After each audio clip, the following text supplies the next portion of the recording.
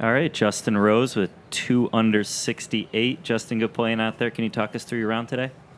Yeah, listen, up and down round. I think the key was making 6 birdies. I think that certainly helped me absorb some mistakes that were made out there. I think my front 9, which was the back 9 today, I think I only had 1 par. So, started, I think, bogey, birdie, bogey, birdie. So, but it was nice to be feeling like I could make the birdies. That kept me on the front foot. It kept me believing that there was still a good score to be had.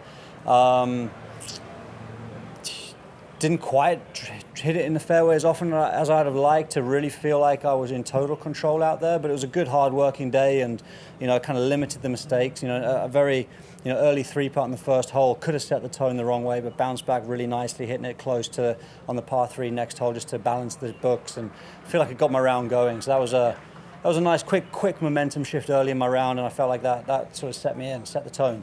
Yeah, and obviously you're in good position going into tomorrow. What are you going to do to replicate today's play? Listen, I'm actually a little surprised at how good the scoring is in general from the leader to the cut mark, let's say, very condensed. So I think it's just important to sort of fight for every shot as we sort of approach the weekend, and that's tomorrow's just the same job, really, just keeping it as tight as possible, look for those birdies where you can find them, and accept anything that comes your way. All right, over on your far right.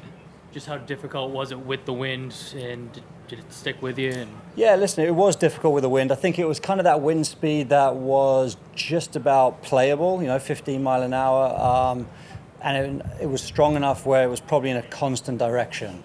I think that was probably the upside, but yeah, it was difficult out there for sure. I think that the fact it stayed overcast a little bit maybe kept a little bit more moisture in the greens than otherwise. With the wind, if it was sunny and windy, they could have kind of got a little crusty, but there was still enough moisture in the greens where good shots were still being rewarded. So I think that kind of helped keep the scoring at bay.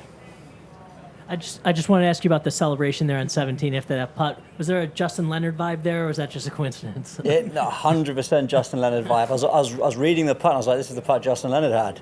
Yeah. And I hit it, and it's literally, I know he had the flag out, or the caddy attended it anyway, but it kind of went in with Justin Leonard's speed. And then I'm not sure if the camera stayed on me long enough, but I kind of had my hands in the air, and I was going to run for a little longer like he did. I just thought, you know what, I'm just going to... It's a little nod to Justin, but just trying to expel some European memories there. I was going to ask, where'd you watch that? What were you doing then? I'd have been impressionable. What would I have been? 99. Yeah, well, I'd have been a pro golfer actually. Yeah. Still an impressionable young guy.